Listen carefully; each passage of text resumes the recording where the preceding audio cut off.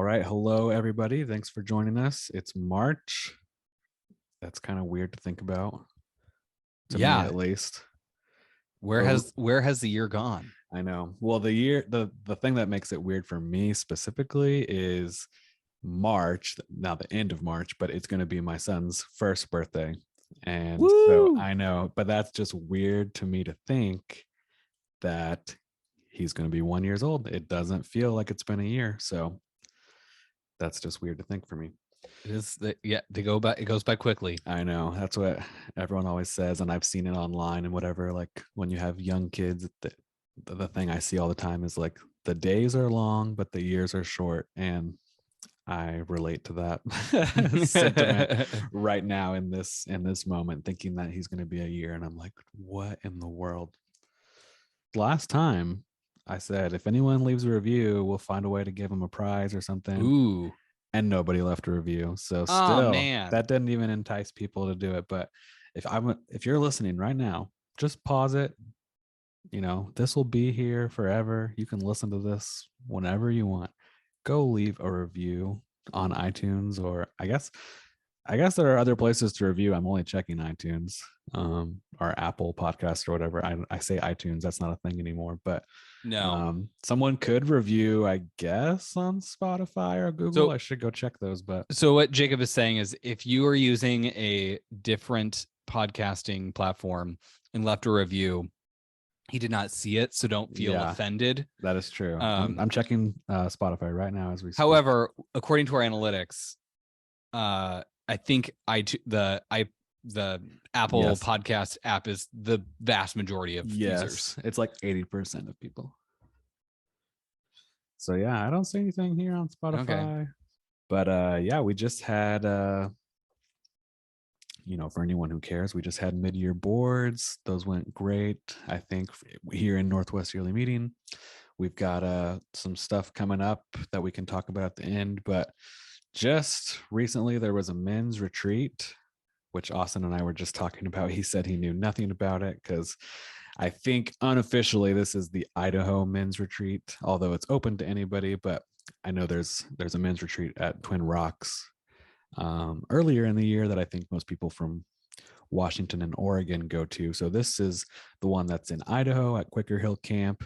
And we have the guy who was the speaker there. His name is Kevin Davis. I'm going to bring him in. Morning. Sorry, we were just chatting here. That's all right. I just wanted to make sure I clicked the right link and all that. Oh yeah. Well, we were just saying, so this is Kevin Davis, for anyone who can't recognize his voice or whatever. We haven't said that yet, but Kevin's the pastor at Woodland Friends Church up in, is it Woodland, Idaho?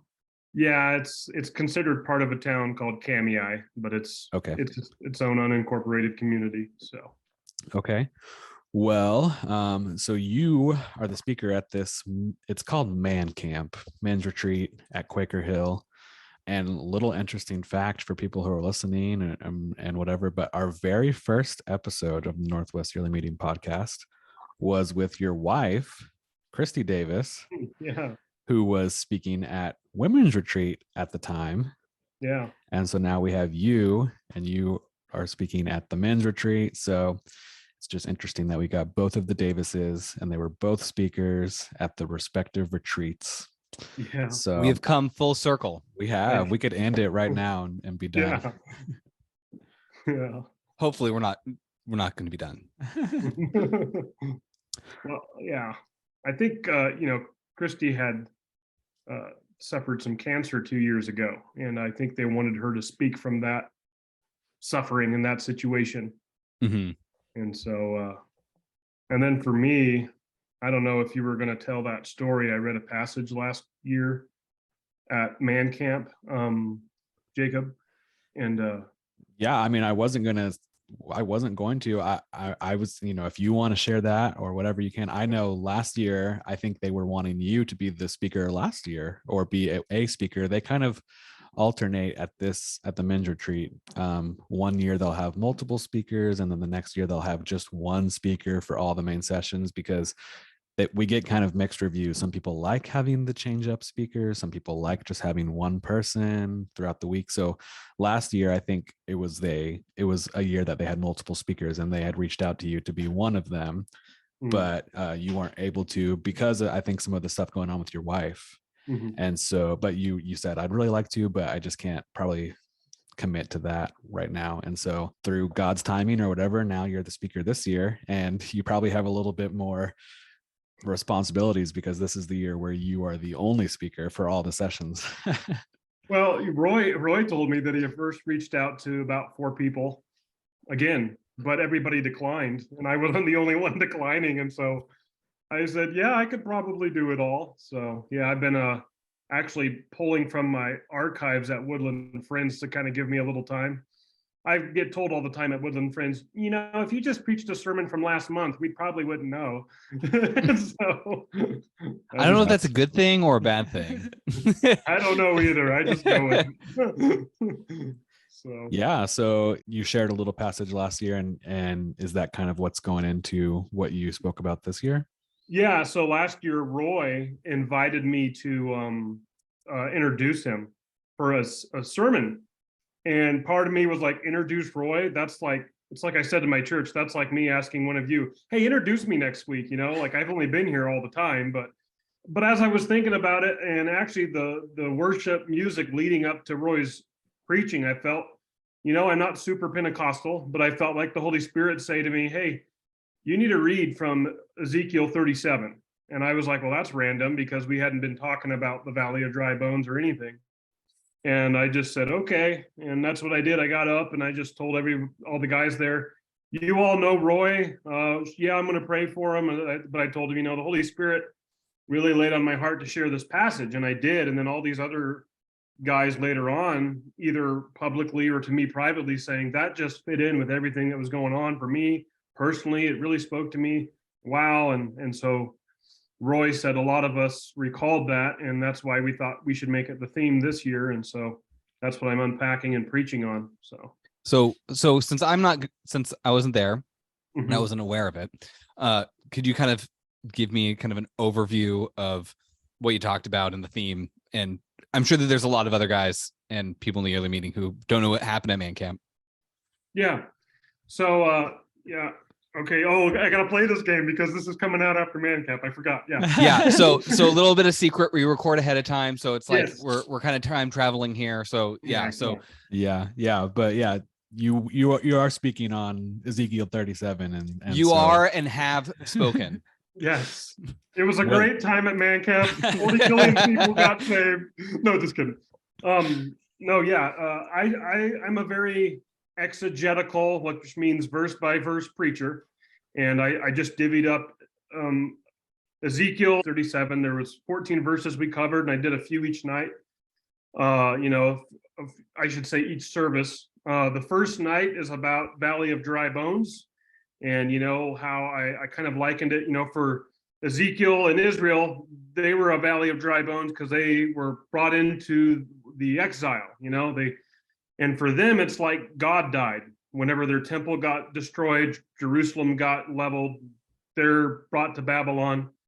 And I kind of likened it to our own valleys of dry bones, whether it be a besetting sin you can't get free of, or bad choice after bad choice, or whatever the issue is. What are your valley of dry bones?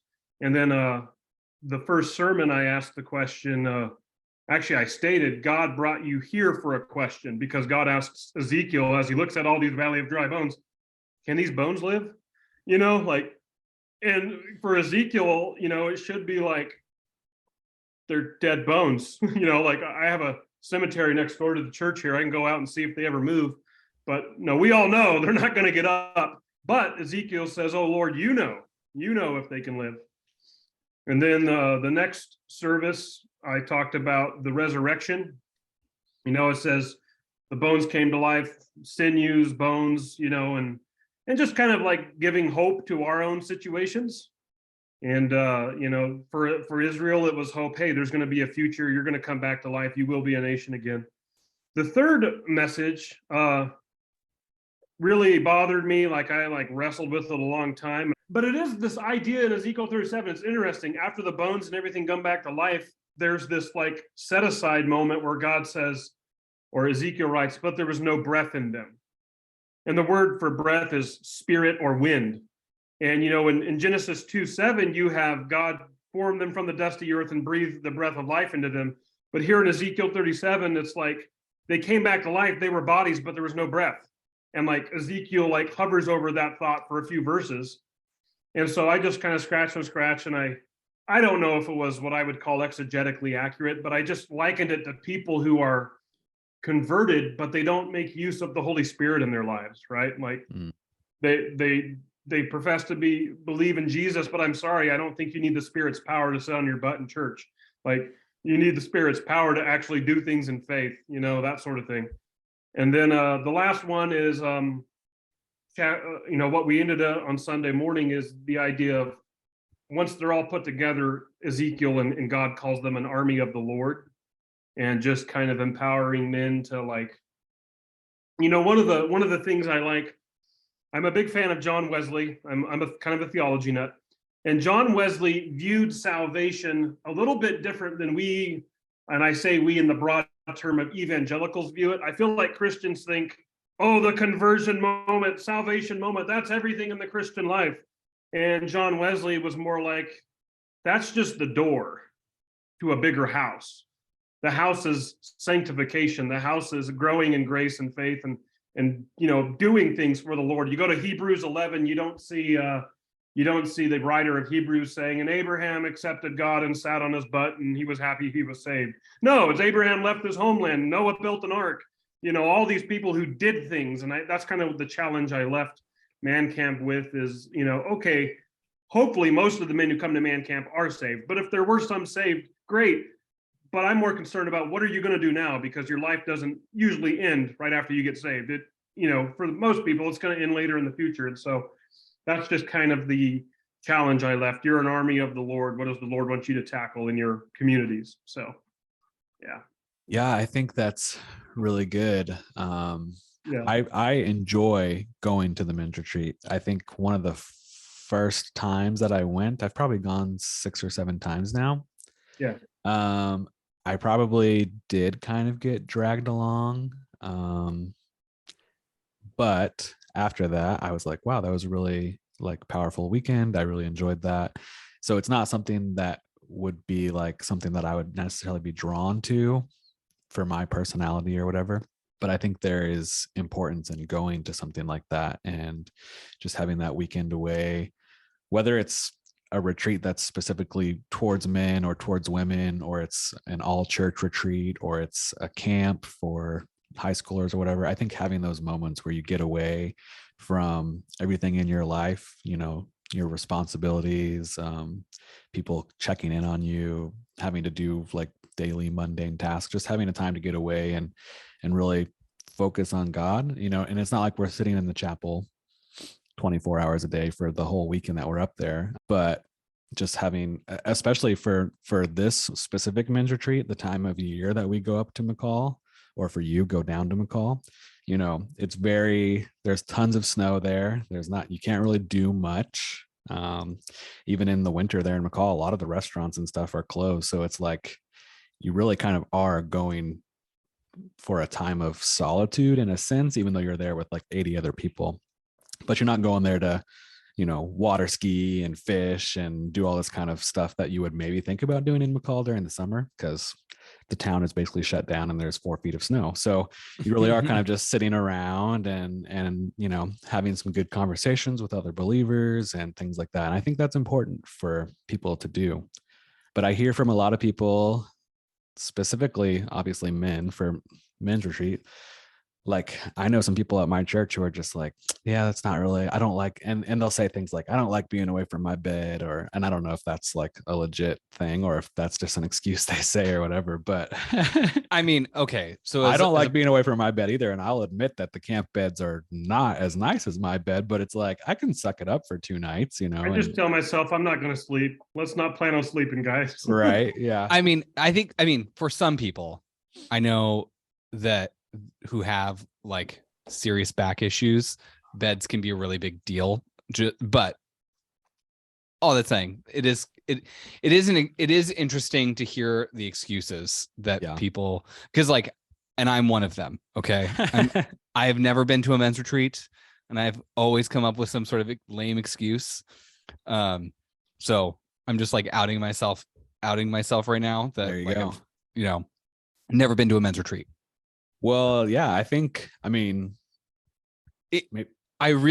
so as you're kind of sharing your just your inspiration from Ezekiel and the Valley of Dry Bones, like, and you were kind of coming from like an exegetical sort of, let's see what scripture says. It really connected what I would describe kind of like a male malaise. I don't know if you've seen this, or I mean, I've just been kind of reading about it. But there just appears to me, and I mean, this is from my perspective, that there is just a general male malaise that exists right now for a lot of dudes. And it is, and specifically, I see this in, like, I read a book recently called of Men and Boys, and kind of where it explores some of this it's that shows the evidence that men are falling behind. Men aren't, like, for example, they're more likely to die by suicide. They're less likely to become educated. They're less likely, their job prospects have gone kind of down over the years.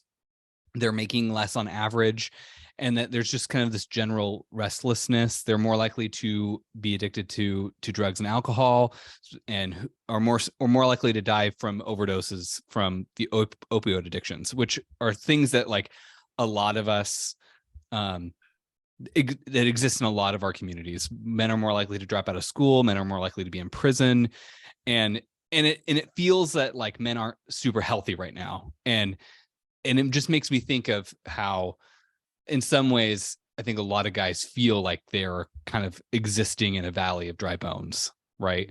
Yeah. And how that and how I think that there is a thirst of some kind that is really just, there's a lot of men hungry and thirsty for, to have some sort of vitality again. Yeah. So it's interesting, like for me, I grew up Christian, and and as I'll just come out and say, like, I was the weirdo who didn't want to go to children's church, would rather listen to the sermon, didn't want to go to youth group, would rather listen to the sermon. So I guess that's why I'm a pastor, because I like, sitting, talking theology. I'm one of those weirdos. However, what I will say is, whenever I moved out of my parents' house, I was also one of those weirdos who, whenever I moved out of my parents' house, it was because I got married. I didn't ever live on my own.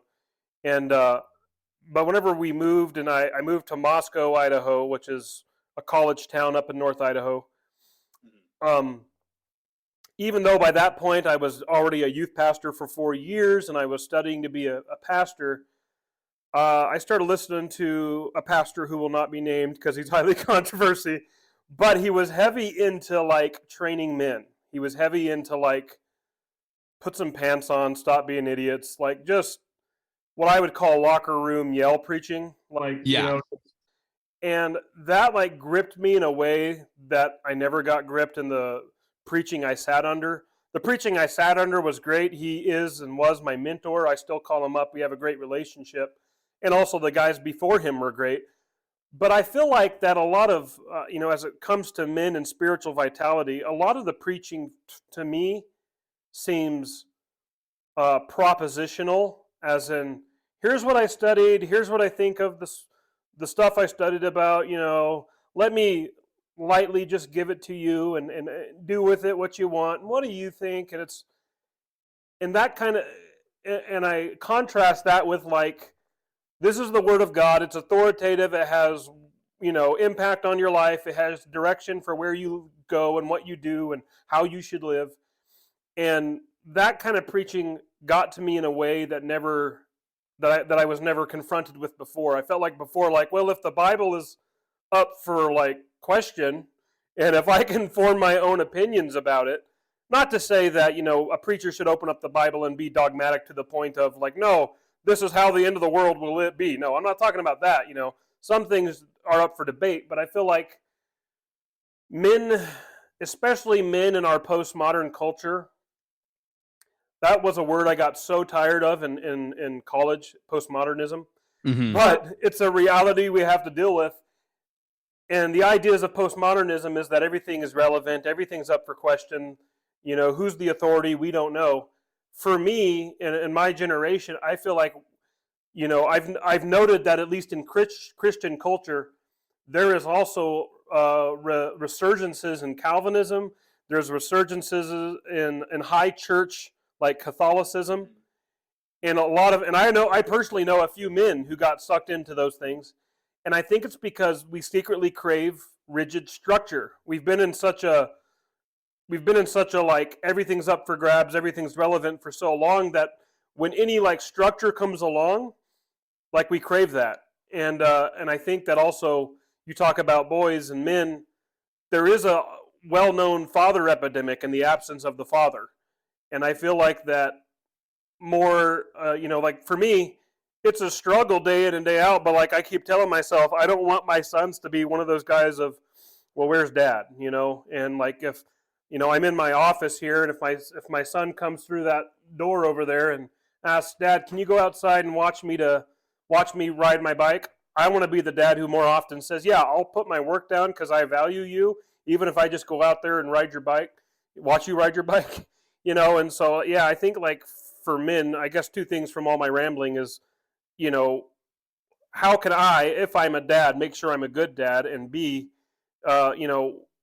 do I submit to authority? And my authority should be the Holy Spirit, should be God the Father, should be, Jesus. And, as tough it is for Quakers in our priesthood of all believers, but we do have elders in our churches, and we do have, pastors in our churches. I'm not saying that they should like hold the authority of, yeah, you're welcome to go to the bathroom now, but there is still like, some authority, spiritual authority, like go to the elders if you have a question and that sort of thing. So yeah, I feel like that the Bible has given us directives as far as, structure, and it's something that our culture, postmodernism, has rebelled against. So that's just me. Yeah, you bring up the topic of like just authority in general, and it kind of reminded me of just how many young men are flocking to and I would say that these are a lot of men both inside and outside the church. This is just in general of voices like Jordan Peterson, for example. I don't know if you're familiar with him. I don't think he's teaching anymore, but he was a Canadian psychological professor, but his work has captivated a lot of young men.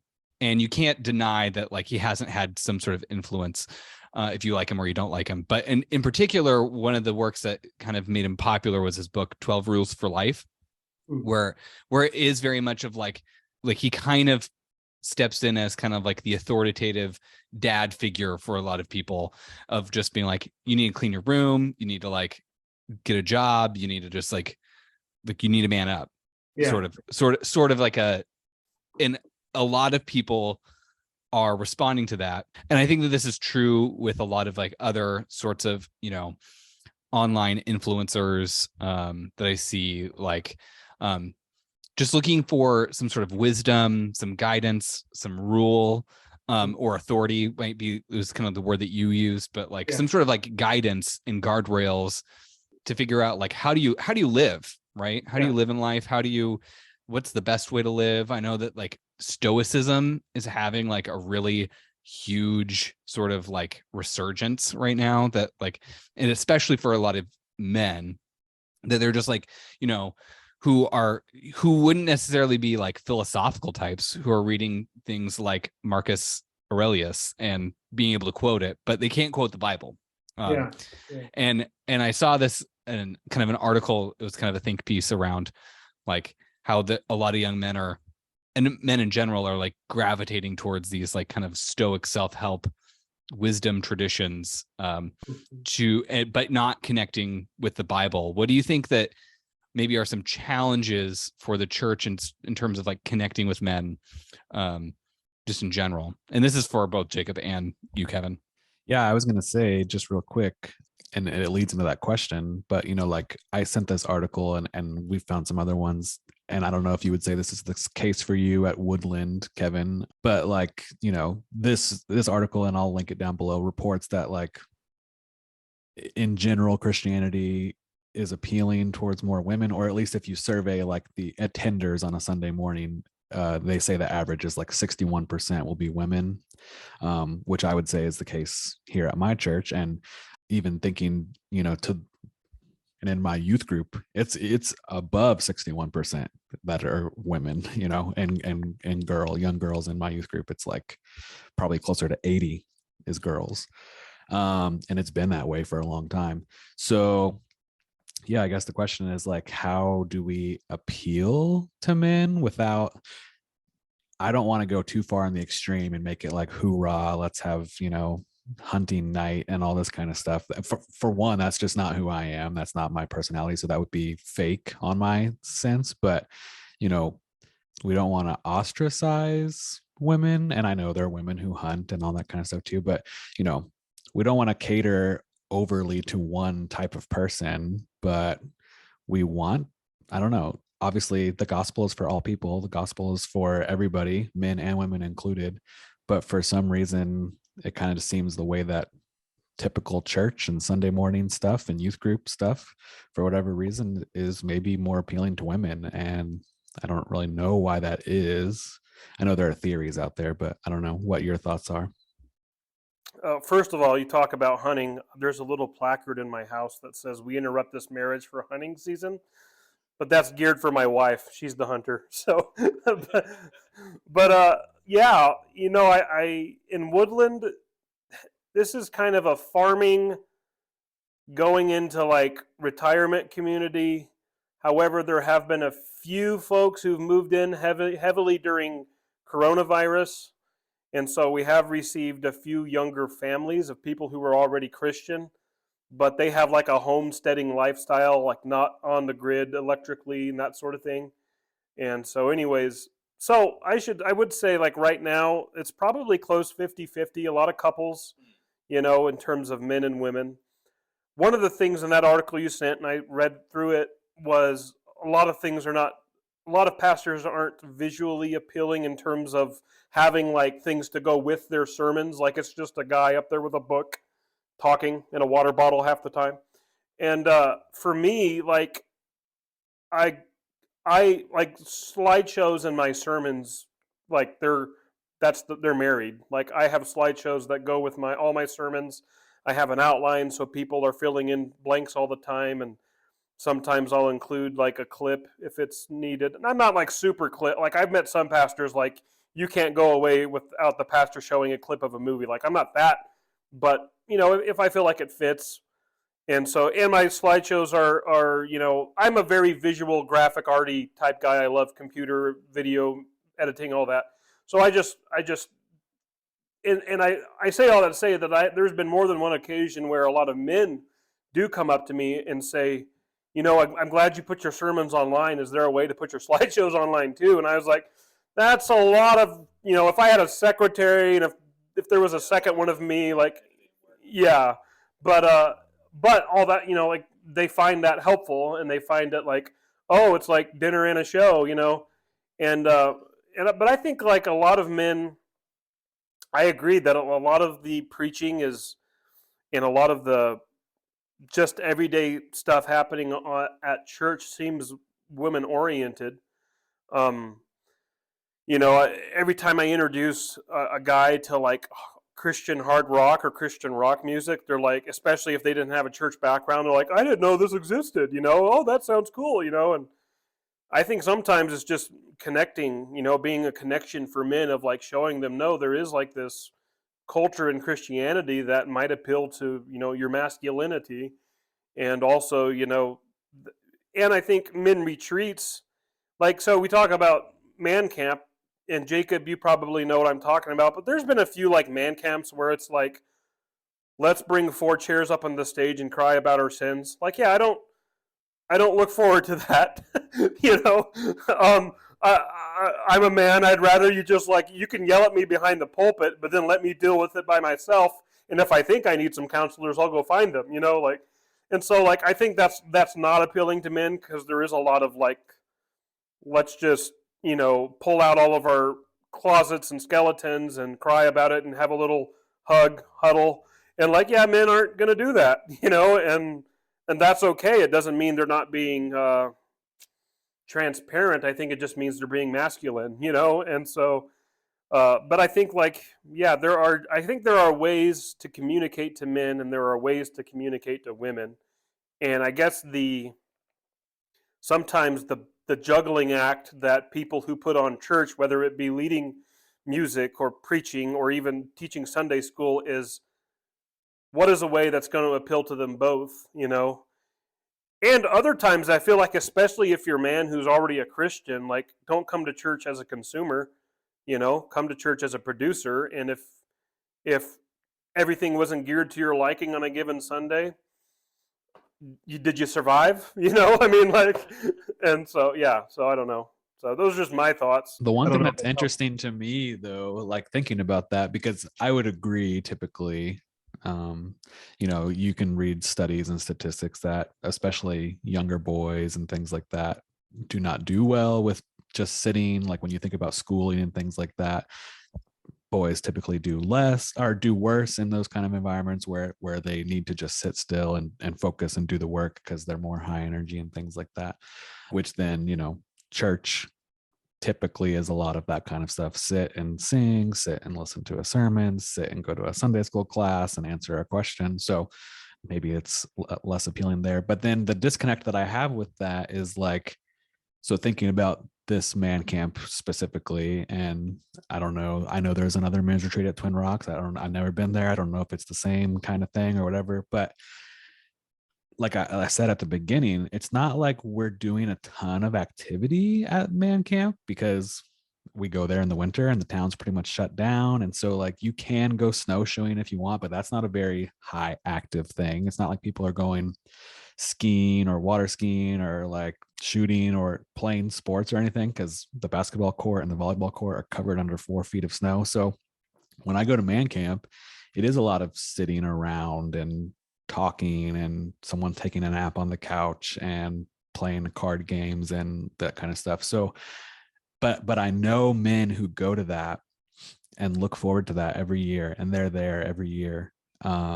Like they just look forward to man camp. They think it's amazing, and they're believers, they're Christians. But then when it comes to the rest of the year, they're not really active in church. And so to me, that just kind of confuses me sometimes. It's like, why do you look forward to going to that, which is just a bunch of sitting around and talking, but you don't want to go on Sunday morning, which is just a bunch of sitting around and talking? And part of it might be that at man camp, it's all men and you can relate to a lot of the people there and you can tell stories.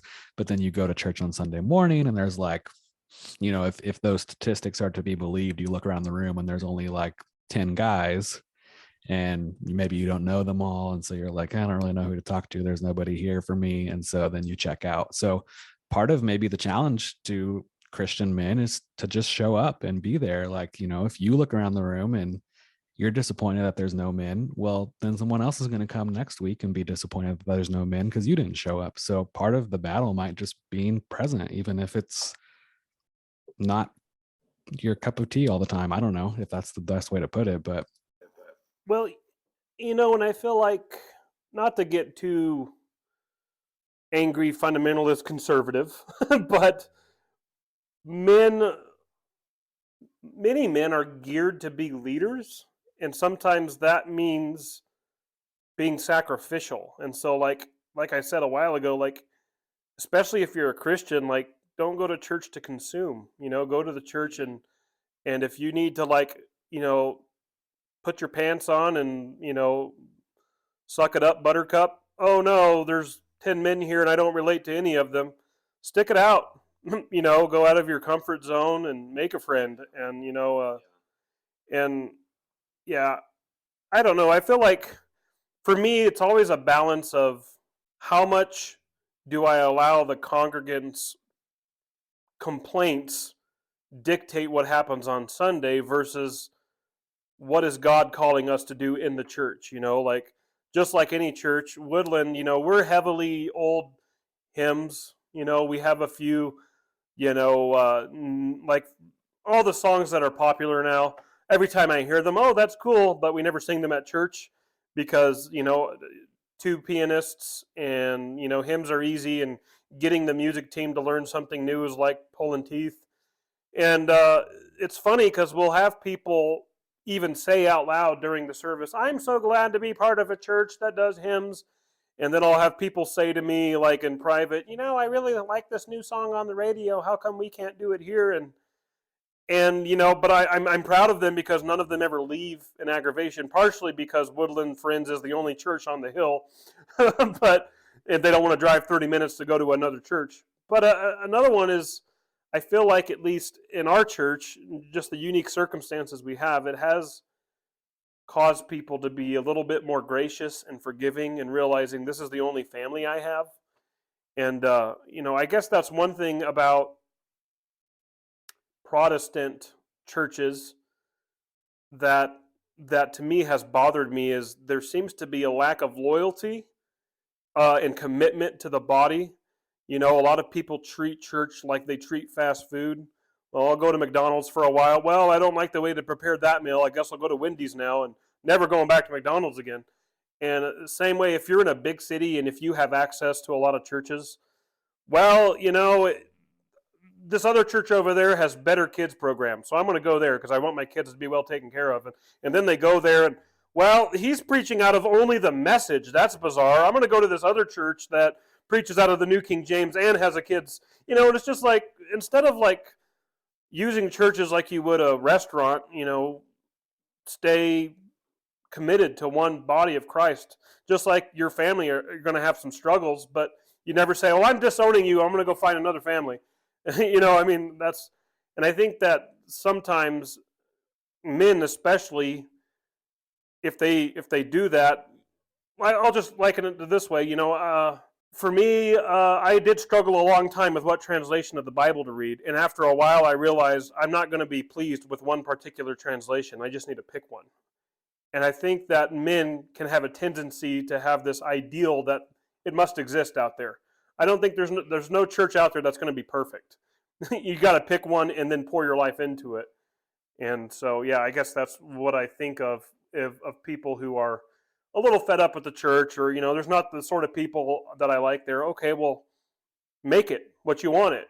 So yeah, I asked the question of like how do churches kind of confront, or like what challenges do we have? Just because I just see it in my own life of just like struggling to connect with the church to men, and that it does seem easier and for other groups. Though I did like something that you said earlier when you were talking about Wesley, talking about like salvation's just the front door, and that like when we say yes to Jesus, that's just the beginning of a journey rather than it being like the end. Like we haven't arrived. It's just really this like point, like step one. And I wonder if we reframed, how we talk about the Christian life, instead of thinking of it of like you do this thing and then like there you go, you get to go to heaven or hell and that's it. Like, because I think it offers a more expansive view to go into, kind of, rather than just kind of being like, oh, now I can just like kind of like sit on my laurels. It's like, oh, I have to do something, right? Because it's something that I noticed with like, and I'm the kind of guy who can, like, I just love sitting down with a cup of coffee and talking with somebody. And like, I don't need to have a lot of activities, but even in my own relationships, if I'm like hanging out with one of my friends, it's like, I'm constantly thinking like, okay, what activity do I need to do? And it's just kind of been, I don't know, there's like this sense of like, well, I can't hang out. I can think of countless times where I want to hang out with this person, this other dude, but I don't have an activity to like be like, hey, let's go do this thing. And I'm like, I can't invite them to do anything because I don't have an activity. And I think that's the same thing with like I think a lot of guys thrive with having a task or an activity. even if they're the kinds of guys who say that they love to talk too, right? Like I'm talking to myself, that like having an activity, having a task, having like the next thing helps. And reframing faith, so not so much as an arrival, but as an adventure, and like helping men see that progress to like be like, this is what you do. Being more concrete, being more practical might, I don't know, rather than being like, propositional and kind of maybe more like abstract and theological, might be helpful. I don't know. It reminds me, there was a pastor in Kamei, which is 30 minutes away, and it's kind of, when people ask me where are you from, I'll say Kamei, because that's just, Woodland is in the middle of nowhere up a hill. Kamei is just in the middle of nowhere. But anyways, there was a pastor in Kamei who one Sunday, so every fall, except the first weekend in September, Labor Day weekend, Kamei has their town festival. It's called Barbecue Days, and there's a free barbecue. And this pastor, got in touch with the organizers, I believe, and said, hey, on that Sunday of that weekend, can our church clean up? Like, we want to clean up the town. And I think it's so funny because I know the church really well. Half of the people, and a lot of them were the newcomers, were like excited, ecstatic. Like, you mean we're not actually going to sit in a sanctuary and sing songs and listen to preaching, but on Sunday we're going to go to town and just clean stuff up and serve? And they were ready to do that, and they totally got what wavelength the pastor was coming from. And then there was all these old timers who were like, well, it's just traditional. It's the Lord's Sabbath. We should get together and be edified that way. And if people want to go do it after church, that's fine. But I think that's the point of, I think, a lot of the disconnect in our churches is some churches feel like all we do is sit down and talk, and other people are looking for what's the active service I can doing to be serving the Lord. And the tension is how do we marry those two together? How do we inspire people to serve outside of just words? You look in the Gospels, and Jesus fed the 5,000 or 4,000. He did that after a lengthy message, but there was both teaching and exhortation as well as serving, or all the miracles of healing and all the serving that they did and the disciples did. So you see that they were both together. There were times when they were in the synagogue learning, times when Jesus maybe had them somewhere and they were learning, but then other times where Jesus was with them and exemplifying what serving looks like, and I feel like our churches, especially whenever I think of 1950s onward, traditional churches, nobody goes to the church to serve outside of okay, maybe preparing potluck and getting the building ready.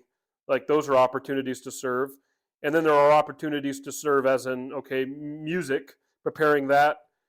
However, whenever it comes to serving others and serving outside, and I guess being a witness by the way we serve, that doesn't seem to be, I'm not saying all churches, I'm not making a blanket broad stroke statement, but whenever I just think of churches in general, how often are there those serving opportunities? How often does the church you go to make that available? And I'm kind of like Woodland Friends.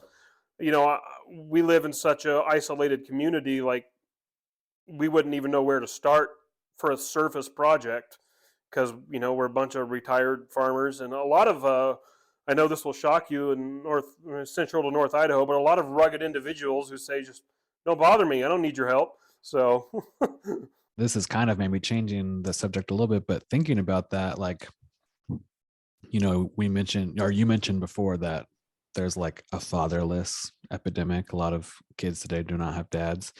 And that's certainly the case in my youth group. There's a handful of them, potentially the majority if I did the math and sat here for a second, but who do not have a dad in the picture for various reasons. Some, it's there was a death, and so they wish dad was in the picture, but it's not possible. And some, it's probably the more traditional, dad's walked out of the picture. But when I think about men in the church, and I think a lot of men serve in roles in the church as far as like they want to be on the stewards committee, they want to be the guys who like are gonna repair the broken fence in the back, or they want to be the guys, you know, when the church needs to get new carpet, they're going to come and rip out the carpet and do all this kind of stuff. Or they serve on the finance committee because they, you know, they do budgets at work and all this kind of stuff. So I think, especially in our instance, there are men who serve, but they're serving in those kind of roles where it's, to be honest, it's a lot of behind the scenes stuff. You know, it's like the budget, the finance committee's meeting on their own time in the evening. The guys who are going to come and do the concrete repaving project, they're going to do that on Saturday morning, like, and they're just going to take care of that themselves. It's not like, it's a lot of self-contained stuff on the side. But then when I need someone to come help me at youth group or teach a Sunday school class, the men never want to do that. And I don't know. I just think it's kind of a shame in the sense, especially when you think about kids who don't have dads and they don't have a lot of good male role models.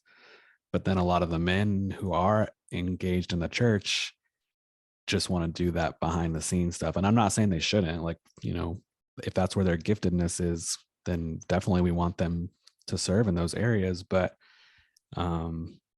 we also want them to be ones who are teaching Sunday school classes and engaging and playing games at camp with kids and stuff. But I don't know how we make that connection, but I don't know if they feel ill-equipped in those areas or what. But yeah, I think that's an area that's lacking in the church, as far as like men kind of view themselves more as like the guys who are going to do the construction project and balance the budget, and not the ones who are going to play a game at youth group and teach a Sunday school lesson.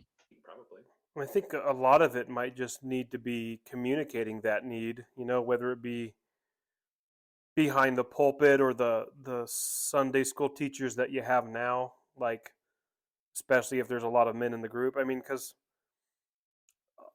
just a quick story, there's a local cultish church. I won't say any more than that, but I was talking to a guy at my church who has a friend who attended it for a while, and let's just call the friend named Charlie, and the guy in my church, we'll just call him Jim.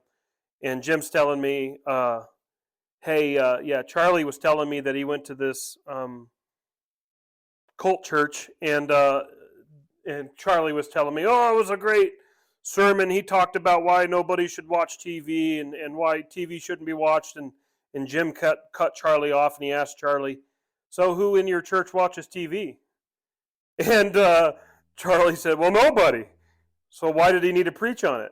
You know, and I think sometimes, you know, even I as a pastor, I'm more content to open up the Bible and preach about something that I feel like nobody's struggling with, because then you're not touching on, stepping on toes. But I think sometimes, especially from the pulpit, we do need to confront. And it's a lot more like, if you think it's weird in a big church, it's a lot weirder in a smaller church. There's only like 30 of you, and like, you know, the 25 know the 5 you're talking about, you know, so like, but I think sometimes, you know, yeah, whenever you see that need, like, hey, men, you need to step up. You need to, like, you know, because the church needs men, you know, and the fatherless need good role models. And, you know, yeah, you know, where would Saint Peter be if there was no Andrew? You know, Andrew wasn't, you know, he didn't get a lot of, like, you know, material in the Gospels, other than the fact that he was the one who connected Peter to Jesus. And sometimes men need to see, like, and that might make them feel better. Oh, I don't need to be this great, you know, preacher or this great Sunday school teacher. However, if I do take a teen class for a season and I pour my heart into at least one child, what if that child grows up to be a great leader, you know? So that sort of thing. But yeah, I think a lot of the times is just making sure, especially in our churches, of communicating the need for men to fill those, you know, gaps, instead of preaching to a bunch of people who don't watch TV to not watch TV. So, well, it was something that I've been thinking about. So I had a fun experience the other day. I was hanging out in a pub with one of my good friends, and we were just chatting because we make it a point to connect regularly because we value our friendship, and so we're hanging out, and he left, and I was like waiting to get a to-go box for my tater tots, and I was just kind of like sitting and the bar was like, it was in the evening because it was like, it was like 7. We got there at like 7:30, and I was like a little after 9. Okay. And the bar was kind of like cleared out because they like closed at 10. So I was just kind of waiting there. And then I striked up a conversation with this guy, because like, I don't know if you've ever been to a bar and you've like seen somebody on their laptop. It's kind of strange, right? People don't typically like go to bars just with their laptops and like a backpack. And I was like, so I striked up a conversation to be like, oh, like, what are you doing? And so we got up in this conversation, and then he kind of like, he was writing a paper, and I was like, oh yeah. And then we just got to chatting. He's like, so what do you do? And I was like, I'm a pastor. And he was like, kind of like all like flabbergasted, like, why is a pastor doing in a pub at like 9 o'clock at night? And it was really funny because we got into this conversation, and it just made me think of like how like the ways that churches connect with men and like men and like in their environments, right? Like how like I think a lot of the activities that churches tend to do, like Bible studies or stuff, like they kind of they connect with people who are already there. Mm-hmm. And it just made me think of like how can the church connect with men who are like outside of its normal kind of like its group. And like obviously it's a little bit different in your context, but like in my context, I'm in a like kind of a suburban area. Mm-hmm. So it's like, it's not very difficult for me to like run into people. It's not the same being out on the Idaho prairie area. So it just made me think about like, what are the ways that the churches or just Christians can connect with men who aren't typically like in our normal kind of like sphere, right? Who might feel like church isn't for them because it's not like, and this isn't so much to be like, oh, we should become seeker sensitive to men, but like how, like, where are the places that men are, and how can we get there, right? Like one of the things Woodland does, and I'm sure you guys, if you do these sorts of community events, you'll like sympathize, but one of the things I kind of look forward to every year, but I kind of don't because it's a lot of work, but we have a fall festival. We have cider pressing, all the kiddie carnival stuff, and we have a chili cook-off, and it's just a weekend. That's like, Woodland Friends came up with it, like I want to say 2014, 2015, and if Kamiah has barbecue days, now Woodland has Friendly Fall Festival is what we call it, because we're super original. And but I do know that especially the hunting those, those apple trees, calling the neighbors and saying, can we come shake apples, and doing the cider pressing, that brings a lot of the community men out who don't go to church, because it's doing something like you talk about, people like to say men are shoulder to shoulder, they like to work together. And, but, I got to admit, where there's that part of us who want to make those moments happen so we can build the bridge to evangelism, of like, hey, do you have any church background, or how come you don't go to church, or, that sort of thing. I'm not no, but there still is, just like, Jacob talks about, there's still people who go to man camp every year, but then don't darken the door of a church.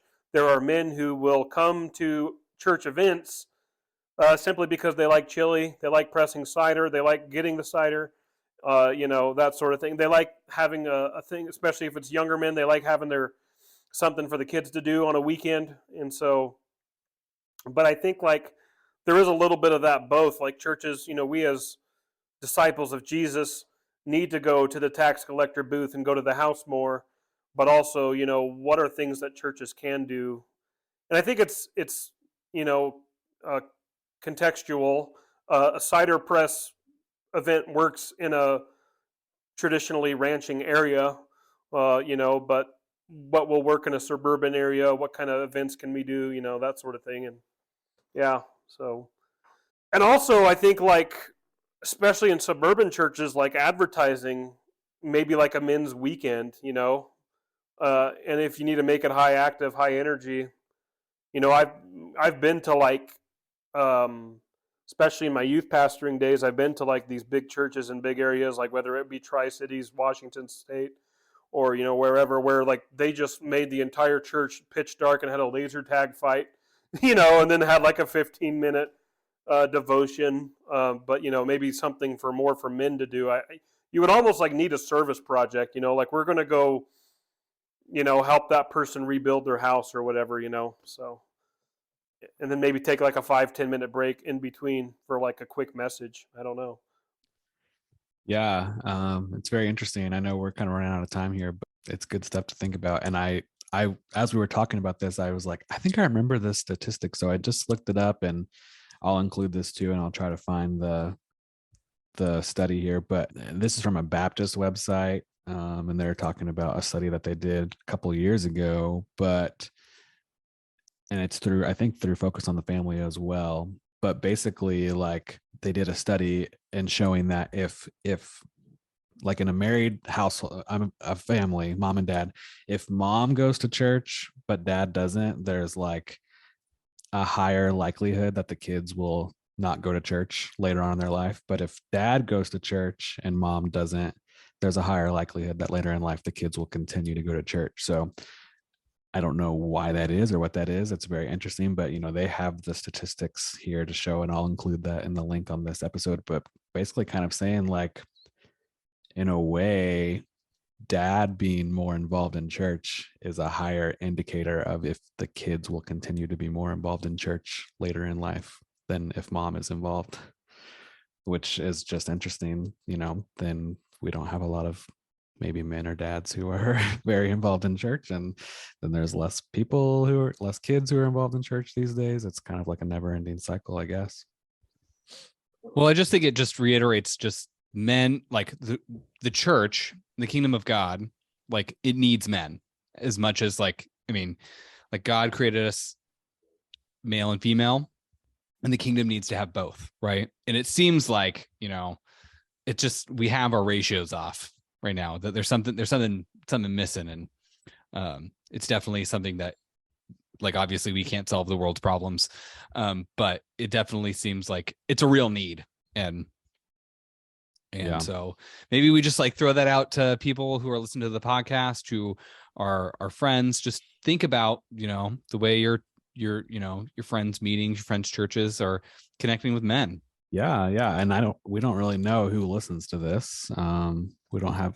We have numbers, but we don't have a breakdown. If it's all women listening, all men listening, maybe it's just a bunch of men listening and we're preaching to the choir right now. Maybe it's all women and they're like, yeah, we know we need more men here. I don't know who's listening to this right now, but yeah, it's just good to think about. And having Kevin on here, who was just the speaker at men's retreat, it was just something that was kind of on our mind here. And yeah, I've thought that multiple times. Like there's one person that comes to mind, and I'm not going to out them or anything, but it's like they are just on fire for men's retreat for the weekend.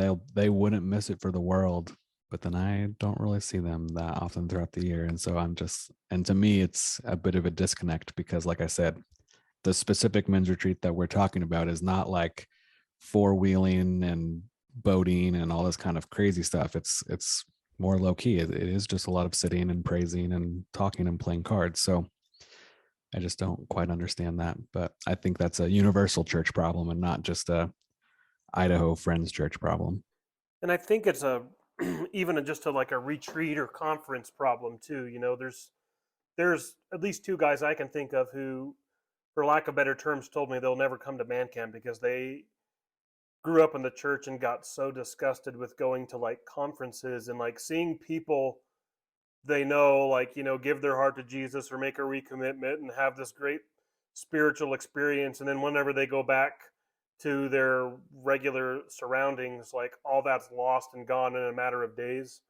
I remember at last man camp, Buddy Holton was preaching, and like the first thing he said when he got up Sunday morning before we left, he just like flat out said, I hate this message, I hate this time slot, and I hate the end of retreats because I feel like this is where the hypocrisy starts, of like, oh, you guys all had a great weekend, we love Jesus, and you go home and do nothing, and that is the problem. I think it's easy whenever you're on the mountain, as it were, to have those mountaintop experiences and then go back down the valley, and so And so I think that's where it goes beyond just a man problem, especially, so youth conferences or even women's retreat. What work is done there that you do need to bring back home, and so. Yeah, it's definitely the same. Like I can think about that with kids, high schoolers, and people who come to summer camp. It's like, I guess maybe it's easier to come to something once a year than it is to continually be invested in something week in and week out, whether that's a kid going to a summer camp or a man going to a weekend retreat. And I guess it's just injecting value into church, like for me, I wonder sometimes, so as a pastor, I'm required to be at church every Sunday, believe it or not. But I just wonder if I had took, a different job, or, what would I be as committed every Sunday? Would I, wake up and, oh, I have a slight cough, I guess I won't go. But for me, again, I'm one of those weirdos. I'm wired, I guess, I love theological discussions. I love talking about the scriptures. I love the music we sing, and I'm just a student. So if I'm not preaching, I love to learn from who is preaching. But for people who would rather be watching a sports game, or would rather get out and work in the shop, or, go fishing or something, uh, you know, it's probably a struggle to find value in what most churches do Sunday to Sunday. And, Paul talks about being transformed by the renewal of your mind. So, like, you know, what I might struggle with in my Christian life, others may not struggle with, but whatever they might struggle with, I might not struggle with, and so I don't have a struggle with wanting to be at church, because I want to be at church. But others who, God bless them, they read their Bibles and might be what we call Christian, struggle with, really, I need to go sit down for 2 hours, sing songs. I think your article you sent me, I've heard it called prom songs for Jesus, or love songs to Jesus for a while. It just doesn't resonate with a man, and so, yeah, finding value in what's happening Sunday to Sunday. Yeah. Well, Austin, do you have any closing thoughts here, or should we wrap this up? I mean, I think I got all I have to say out the gate. But it was a good conversation. I'm super glad that, Kevin, you took your time to come out and to speak with us about men ministry and man camp, and hopefully have you back on at some point. Thanks for having me. Yeah, I thought it was kind of funny too that you got Christy and now you got me. So yeah. So I mean, For sure, the first husband-wife couple that's been on here. So listeners can go back to the first episode and listen to somebody a lot better than me. And then, yeah. So, all right. Well, yeah. Thanks for having me, guys. And we'll see you. All right. Thanks. See ya.